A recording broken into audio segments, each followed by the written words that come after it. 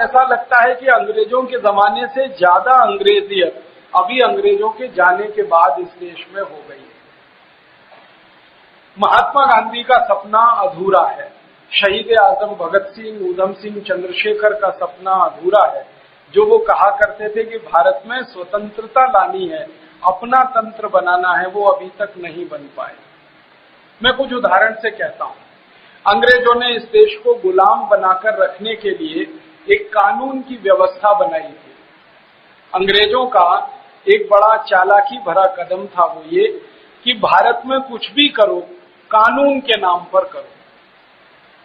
अगर भारत को लूटना है तो कानून बनाकर लूटो, भारत की बर्बादी करनी है कानून बनाकर करो, भारत के लोगों की लूट करनी है कानून बनाकर करो, कुछ भी करो कानून से करो।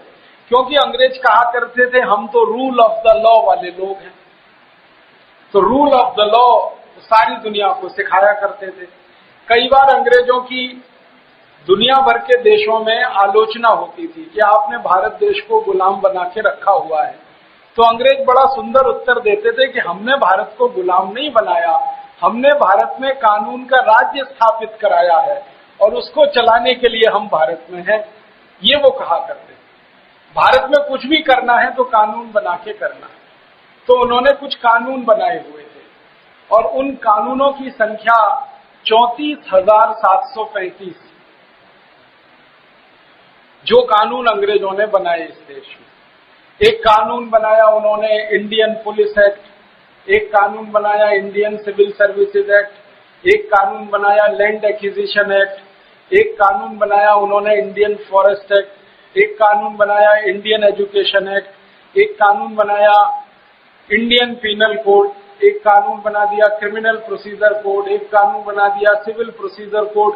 ऐसे कुल मिलाकर 34,735 कानून बनाए और वो भारत पर अंग्रेजों का राज्य स्थापित करने के लिए थे। और 1000 साल भारत में अंग्रेजों का राज्य चलता रहे, उसके लिए उन्होंने एक कानून बनाया गवर्नमेंट ऑफ इंडिया एक्ट। तो ऐसे कुछ 34,735 कानून बनाकर राज किया इस देश पर। अब 15 अगस्त 1947 को जब अंग्रेज चले गए तो महात्मा गांधी जी जैसे महापुरुषों का ये कहना था कि जितने कानून अंग्रेजों ने बनाए हैं ये सारे कानून जला देने चाहिए, इन सब कानूनों को खत्म कर देना चाहिए, समाप्त कर देना चाहिए। गांधी जी के मन में इतनी तीव्रता थी, वो कहा करते थे कि कलम की एक नोक से ये सब कानून खत्म होने चाहिए। लेकिन मुझे बहुत दुख है ये कहते हुए कि आजादी के 62 साल बीतने के बाद भी एक भी कानून अंग्रेजों का बनाया हुआ खत्म नहीं हुआ, समाप्त नहीं हुआ, उसको जलाया नहीं गया, उसको खत्म नहीं किया गया। सारे के सारे कानून अभी भी इस देश में चल रहे हैं और वैसे ही चल रहे हैं जैसे अंग्रेजों के जमाने में चला करते। तब मन में ये आता है कि अगर अंग्रेजों के समय के कानून 62 साल आजादी के बाद भी चल रहे हैं तो कौन सी आजादी इस देश को आई? मैं कुछ उदाहरण से कहता हूं। अंग्रेजों ने सन 1860 में एक कानून बनाया इंडियन पुलिस एक्ट। इस कानून के बारे में एक विशेष बात अंग्रेजों ने की, वो ये कि भारत के क्रांतिकारियों को, शहीदों को, आजादी की बात करने वाले लोगों को पुलिस के अत्याचार से परेशान करना, इस कानून का एक ही मकसद था और इसके लिए पुलिस बनाई उन्होंने। हिंदुस्तान में अंग्रेजों की शासन व्यवस्था के पहले किसी भी राजा ने पुलिस नहीं बनाई थी इस देश में। सेना हुआ करती थी, पुलिस कभी नहीं बनी इस देश में। इस देश में महान महान सम्राट हुए, चक्रवर्ती सम्राट हुए, जैसे चक्रवर्ती सम्राट चंद्रगुप्त, चक्रवर्ती सम्राट हर्षवर्धन, चक्रवर्ती सम्राट समुद्रगुप्त, चक्रवर्ती सम्राट चंद्रगुप्त विक्रमादित्य।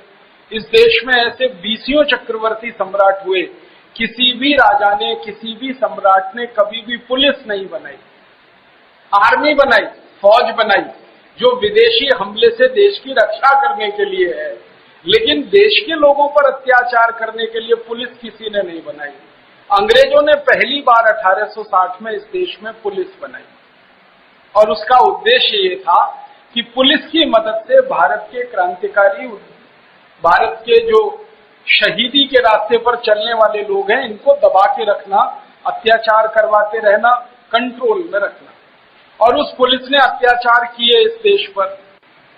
आप जानते हैं कि अंग्रेजों की सरकार ने सन 1926-27 में एक कानून लाया था, रॉलेट एक्ट। पहले इसको लाया था 1919 में, फिर जलियांवाला बाग हत्याकांड हो गया तो थोड़े दिन के लिए उसको पेंडिंग कर दिया, छोड़ दिया। फिर दोबारा से 1926-27 में उसको लाने की कोशिश थी। उसके खिलाफ लाला लाजपत राय ने एक जुलूस निकाला था। जैसे हम अभी आजकल अपने देश में कोई सरकार की नीति के खिलाफ जुलूस निकालते हैं, वैसे ही लाला लाजपत राय ने एक शांतिप्रिय तरीके से जुलूस निकाला था। उस जुलूस के ऊपर लाठीचार्ज हुआ था और लाला जी को इतनी लाठियां मारी गई थी सिर में कि उनका सिर फट गया था, ब्रेन हेमरेज हो गया था और उनकी मृत्यु हुई थी। लाला जी की मृत्यु जिस अंग्रेज अधिकारी की लाठियों के मारने से हुई, उसका नाम था सैंडर्स। इस सैंडर्स नाम के अंग्रेज अधिकारी के खिलाफ शहीद आजम भगत सिंह ने एक FIR किया था, पुलिस में रिपोर्ट दर्ज कराई थी और उसके ऊपर मुकदमा चले सैंडर्स के ऊपर कि उसने बेकसूर लाला लाजपत राय को मार डाला और उसकी सजा उसे मिले। इसके लिए उन्होंने अंग्रेजी अदालत से न्याय की गुहार की थी। जब अंग्रेजी अदालत में ये मामला गया तो सैंडर्स बाइज्जत बरी हो गया, छूट गए, उसको कोई सजा नहीं हुई। कारण क्या था? अदालत में जब बहस हुई कानून के पक्ष पर तो पता चला सैंडर्स ने अपना पक्ष रखा कि मैंने लाला लाजपत राय को लाठियों से मारा क्योंकि मेरी ड्यूटी थी, मेरा कर्तव्य था और ये कर्तव्य करने के लिए मुझे अधिकार मिला है और वो अधिकार मुझे एक कानून ने दिया है और उस कानून का नाम है इंडियन पुलिस एक्ट। तो इंडियन पुलिस एक्ट कानून के अधिकार से मुझे ये मिला, मैंने लाला जी को लाठियों से मारा, अब मेरा इसमें कोई कसूर नहीं कि उनकी मृत्यु हो गई, कानून ये कहता है। तो अंग्रेज जज ने उस कानून का पक्ष लेते हुए कहा, उसने टिप्पणी भी की थी कि हम इस अदालत में न्याय कर पाए न कर पाए, लेकिन कानून के आधार पर फैसला जरूर दे सकते हैं और फैसला यह है कि सैंडर्स को बाइज्जत बरी किया जाता है। क्योंकि इंडियन पुलिस एक्ट में हर पुलिस अधिकारी को राइट टू ऑफेंस है, पिटने वाले को राइट टू डिफेंस नहीं है। इसका मतलब है कि कोई पुलिस अधिकारी आपको डंडे से पीटे तो ये अधिकार है उसका, आप उसके डंडे को रोक नहीं सकते क्योंकि ये आपका अधिकार नहीं। अगर पुलिस वाला डंडे मार रहा है और आपने डंडा पकड़ा तो कानून आपके खिलाफ है, पुलिस वाले के समर्थन में है, ये व्यवस्था है। तो सैंडर्स ने दलील दी, छूट गया, वो मुकदमा नहीं चला, उसको सजा नहीं हुई, तो भगत सिंह को क्रोध आया। और भगत सिंह अकेले नहीं थे जिनको क्रोध आया, चंद्रशेखर आजाद को क्रोध आया, उनके सब साथियों को क्रोध आया और इन लोगों ने एक फैसला लिया कि अंग्रेजी अदालत और कानून ने तो न्याय नहीं दिया, अब हम अपने हाथों से न्याय करेंगे। और अपने हाथों से न्याय करने के लिए उन्होंने एक संकल्प लिया और उस संकल्प की पूर्ति के लिए सैंडर्स की हत्या कर दी। शहीद आजम भगत सिंह ने सैंडर्स को गोली मारी थी, वो कहानी आप सब जानते हैं, और एक नहीं 3 गोलियां मारी थी। भगत सिंह जी को किसी ने कहा था कि आपने एक गोली मारी, इसी में मर गया था वो, तो 2 और क्यों मारी आपने? तो भगत सिंह ने कहा था कि मुझे गुस्सा इतना था उसके खिलाफ कि और रिवॉल्वर में गोली होती तो वो भी उतार देता उसकी छाती में, भले वो एक ही गोली में मर गया था। और आप जानते हैं कि इसी सैंडर्स वध में शहीद आजम भगत सिंह को फांसी की सजा हुई थी और उस फांसी की सजा के बाद उन्होंने कहा कि मुझे कोई अफसोस नहीं है कि मैं फांसी पर चढ़ जाऊंगा और मुझे कोई अफसोस नहीं है कि मेरा जीवन खत्म हो जाएगा, लेकिन मुझे इस बात का संतोष है कि जो न्याय अंग्रेजों की न्याय व्यवस्था ने मुझे नहीं दिया, वो न्याय मैंने मेरे हाथों से ले लिया। सैंडर्स का मरना जरूरी था, अगर वो जिंदा रहता तो किसी दूसरे लाला लाजपत राय को लाठियों से मारता, किसी तीसरे लाला लाजपत राय को मारता, और हमारे क्रांतिवीरों पर अंग्रेजों की लाठियां पड़ती रहें और वो शहीद होते रहें, ये हमारी बर्दाश्त के बाहर है। एक बार लाहौर की जेल में जब शहीद आजम गिरफ्तार थे, भगत सिंह को रखा गया था लाहौर की जेल में, तो कई बार अखबार वाले उनको मिलने आते थे और वो अखबार वाले अक्सर उनसे पूछा करते थे कि अब आपकी इच्छा बताओ वो क्या है। अब फांसी तो हो जाएगी, वो तो तय हो गया, अब आपकी कोई इच्छा है, आप कोई संदेश देना चाहते हैं। तो भगत सिंह ने कहा कि आप लिख सको तो अखबार में मेरी तरफ से यही लिखो कि मेरे जाने के बाद भी भारतवासी सबसे ज्यादा कोशिश इस बात की करें कि अंग्रेजों का बनाया गया ये कानून जिसका नाम है इंडियन पुलिस एक्ट, ये हमेशा के लिए खत्म किया जाए और दोबारा किसी अंग्रेज अधिकारी को यह अधिकार ना मिले कि भारतवासियों के ऊपर वो लाठी चार्ज करे और उनको मृत्यु दंड मिले। ये भगत सिंह जी का सपना था। अब मैं आता हूं सन 2009 पर। शहीद आजम भगत सिंह ने जिस कानून के खिलाफ लड़ते हुए अपना बलिदान किया, जिस कानून के अत्याचार के खिलाफ लड़ते हुए अपना बलिदान किया, वो कानून इस देश की आजादी के 62 साल के बाद भी चल रहा है, उसमें कोई परिवर्तन नहीं हुआ है। 1860 का बनाया हुआ इंडियन पुलिस एक्ट 2009 में भी वैसे का वैसा ही चल रहा है। और इससे भी ज्यादा हैरानी की बात है, 1860 में अंग्रेजी पुलिस अधिकारियों को जो राइट टू ऑफेंस दिया गया था, 2009 में वो राइट टू ऑफेंस सभी अधिकारियों को आज भी है। वो चाहें तो आपके ऊपर लाठियां मार के आपका सिर फोड़ सकते हैं, टांगे तोड़ सकते हैं, आपको लहूलुहान कर सकते हैं, आपको घायल कर सकते हैं, आपकी मृत्यु का कारण बन सकते हैं। और ये रोज इस देश में होता है, हम अपनी आंखों से देखते हैं। आजादी के बाद इस देश के बोनाफाइड सिटीजन, जो इस देश के मालिक हैं, जिनके वोट से इस देश की सरकारें चुनी जाती हैं, जिनके नोट से इस देश के पुलिस अधिकारियों का वेतन तय होता है, उन लोगों के ऊपर पुलिस का बर्बरता से लाठीचार्ज होता है और अभी भी लोग वैसे ही मरते हैं जैसे अंग्रेजों के जमाने में मरा करते। मुझे तो कभी बहुत दुख होता है ये कहते हुए, एक घटना अभी सुनाता हूं, सच्ची घटना, शायद आपको याद आ जाए। कभी कभी टेलीविजन पे समाचार देखने का वक्त मिल जाता है तो मैं देख लेता हूं। अभी थोड़े दिन पहले मैं एक समाचार देख रहा था, दिल्ली में भारत देश के अंध लोगों का एक संगठन है जिसके कुछ कार्यकर्ताओं ने सरकार के सामने अपना ज्ञापन प्रस्तुत करने के लिए एक कार्यक्रम आयोजित किया। अंधे लोगों का संगठन, उसका कुछ नाम है नेशनल ब्लाइंड्स एसोसिएशन, ऐसा करके। तो संगठन के कार्यकर्ता इकट्ठे हुए। अब वो अंधे थे, देख नहीं सकते, तो हर एक अंधे व्यक्ति के साथ कोई एक आंख वाला व्यक्ति था। वो सब लोग दिल्ली में इकट्ठे हुए जंतर मंतर पर। जंतर मंतर दिल्ली में अब एक ही स्थान रह गया है जहां सरकार के खिलाफ आप कोई प्रदर्शन कर सकते हैं या ज्ञापन दे सकते हैं। तो ये अंध लोगों के संगठन ने ज्ञापन देने के लिए तय किया, जंतर मंतर पर इकट्ठे हुए। पुलिस वालों ने उन सबको लाठियों से पीटा, सबको पीटा, और वो देखा हमने टीवी पर, पुलिस वालों की लाठियां चलते हुए देखा हमने टीवी पे। अब जिनकी आंखें थी वो तो भाग लिए इधर उधर, जो अंधे थे वो भागे किधर। इतना खतरनाक दृश्य था कि वो बेचारे हाथों से एक दूसरे को टटोल कर भागने की कोशिश कर रहे हैं, पुलिस की लाठियां उनके ऊपर बरस रही हैं, किसी के सिर से खून निकल रहा है, किसी के कान से, किसी के पैरों से, बर्बरतापूर्वक लाठीचार्ज किया। उस दिन मैंने अपने आप से एक प्रश्न पूछा, क्या भारत आजाद हो गया है? क्या ये देश स्वतंत्र हो गया है? क्या इस देश में कोई स्वराज्य आ गया है? इस देश का आम नागरिक अंग्रेजों के जमाने में जिस तरह से पिटा करता था, आज भी पैसे ही पिट रहा है। कहां अंतर है इस देश की अंग्रेजी व्यवस्था में और आज की व्यवस्था में? एक और उदाहरण देता हूं। हमारे देश में कुछ ऐसे लोग हैं जो पोलियो के शिकार हैं, जिनके पांव काम नहीं करते।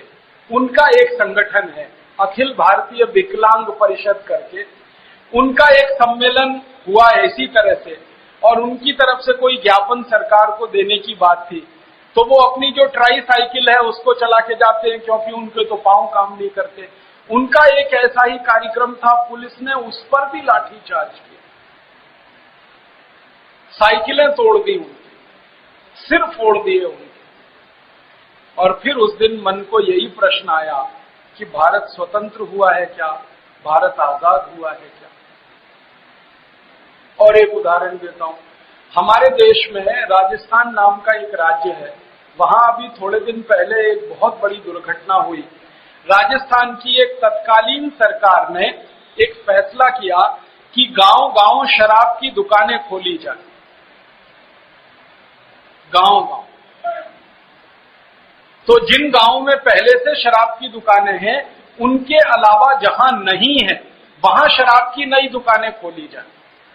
तो गांव के किसानों ने इकट्ठे होकर इसका विरोध किया, और किसानों का ये कहना था कि हमको शराब नहीं चाहिए, हमको पीने का पानी चाहिए,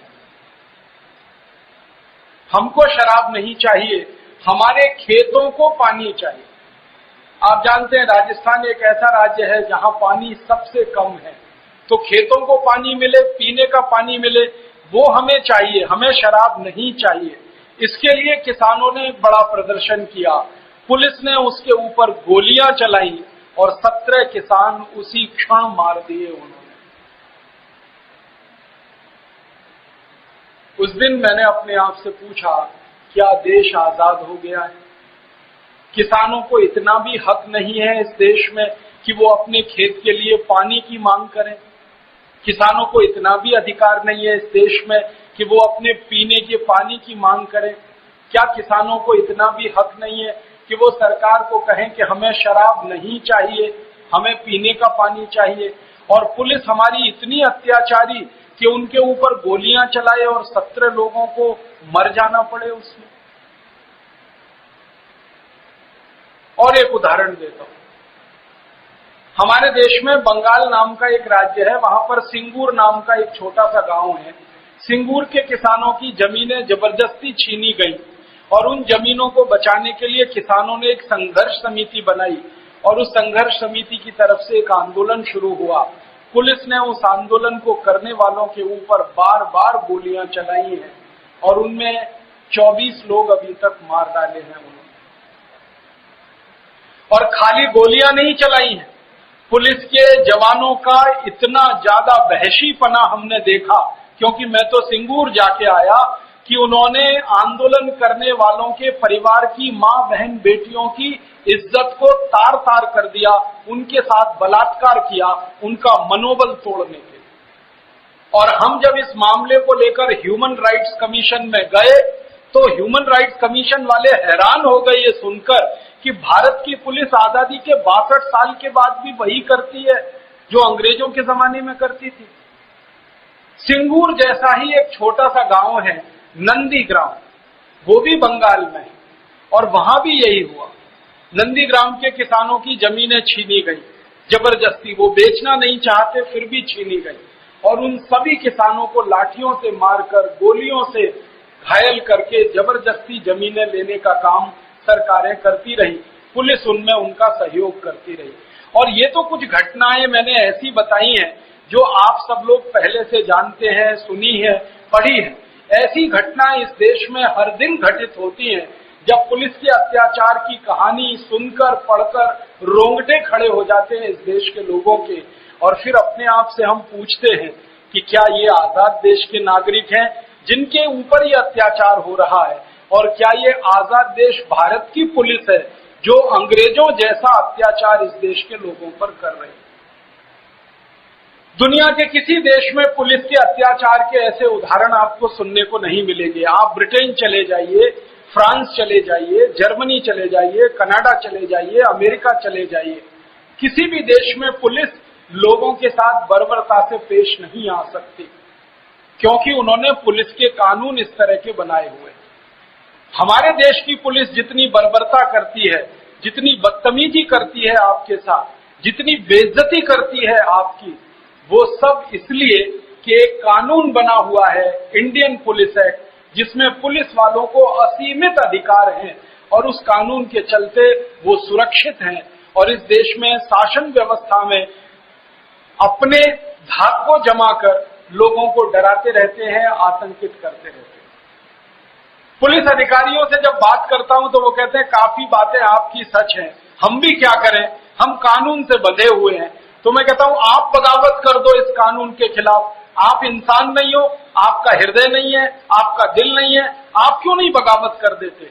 आम आदमी की समझ में अगर ये बात नहीं आती तो आपकी समझ में तो आती है। लेकिन वो ये कहते हैं कि हिंदुस्तान में हम बगावत कर सकें, इसके लिए हमारे पास कोई सुविधा नहीं है, स्पेस नहीं है, हमारी सीमाएं नहीं है, हमारी क्षमता नहीं। परिणाम क्या निकल रहा है? कानून वही चल रहा है, अत्याचार वैसे ही हो रहा है, अनाचार दुराचार वैसे ही हो रहा है। इसलिए हमको ये लगता है और कहना पड़ता है कि देश अभी आजाद हुआ नहीं है, स्वतंत्रता अभी आई नहीं है। जब तक अंग्रेजों का बनाया हुआ ये कानून खत्म नहीं होता, तब तक शहीद आजम भगत सिंह की आत्मा को कौन सी श्रद्धांजलि हम अर्पित करें, जो हर साल हम 23 मार्च को करते हैं। जिस कानून के खिलाफ लड़ते उन्होंने जान दी है, जिस कानून के खिलाफ लड़ते लाला लाजपत राय ने जान दी है, अगर वही कानून इस देश में चल रहा हो तो लाला जी को कौन सी श्रद्धांजलि अर्पित हम कर सकते हैं आजादी के 62 साल? ये गंभीर प्रश्न।